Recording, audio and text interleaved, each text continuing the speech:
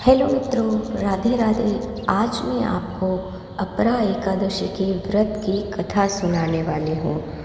मित्रों, हिंदी कैलेंडर के अनुसार प्रत्येक माह 2 और साल में कुल 24 एकादशी तिथियाँ आती है।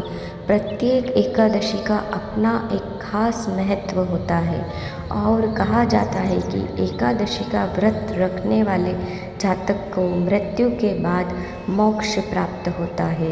ज्येष्ठ माह के कृष्ण पक्ष की एकादशी को अपरा एकादशी कहते हैं और इस साल अपरा एकादशी का व्रत 2 जून 2024 को रखा जाएगा, यानी कि आज के दिन।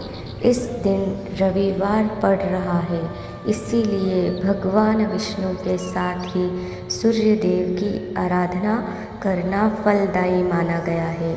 अपरा एकादशी के दिन पूजा के बाद व्रत कथा जरूर पढ़ें। ऐसा करने से सभी प्रकार के पापों से मुक्ति मिलेगी और भगवान विष्णु जी अपनी कृपा बनाए रखेंगे। तो आइए शुरू करते हैं अपरा एकादशी की व्रत कथा। पौराणिक कथा के अनुसार एक बार पांडवों के सबसे बड़े भाई युधिष्ठिर ने भगवान श्री कृष्ण से ज्येष्ठ माह के कृष्ण पक्ष में आने वाली एकादशी का महत्व बताने का निवेदन किया। तब उन्होंने कहा कि इस एकादशी को अपरा एकादशी कहते हैं और इस दिन व्रत रखने वाले जातक को ब्रह्म हत्या, प्रेत योनि आदि से मुक्ति मिल जाती है। युधिष्ठिर को अपरा एकादशी व्रत का महत्व बताते हुए श्री कृष्ण ने एक कथा सुनाई। एक समय एक राज्य में महिध्वज नामक राजा राज्य करता था। उसका एक छोटा भाई भी था जिसका नाम व्रजध्वज था, जो कि बेहद अधर्मी और पापी व्यक्ति था। वह अन्याय के मार्ग पर चलने वाला और अपने भाई महिध्वज से द्वेष रखने वाला था।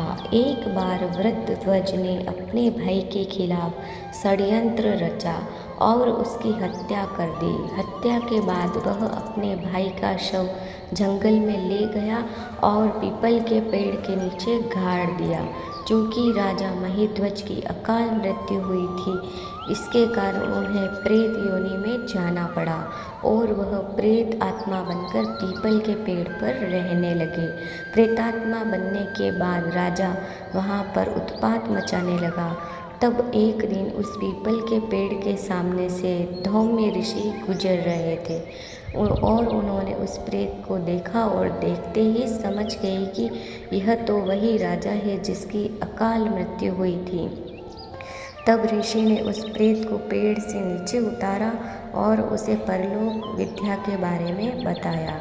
ऋषि धौम्य ने उस प्रेतात्मा राजा को प्रेत योनि से मुक्ति दिलाने के लिए खुद एकादशी का व्रत रखा और भगवान विष्णु की विधि विधान से पूजा अर्चना की, जिससे प्रसन्न होकर भगवान विष्णु ने उनसे वरदान मांगने को कहा। तो ऋषि ने विष्णु जी से यह वर मांगा कि उस प्रेतात्मा राजा को प्रेत योनि से मुक्ति मिल जाए। भगवान विष्णु ने ऋषि के कहने पर राजा को प्रेत योनि से मुक्त कर दिया। इसके बाद राजा ने दिव्य शरीर धारण कर धौम्य ऋषि को प्रणाम किया और पुष्पक विमान में बैठकर स्वर्ग में चले गए। बोलो भगवान श्री हरि विष्णु की जय।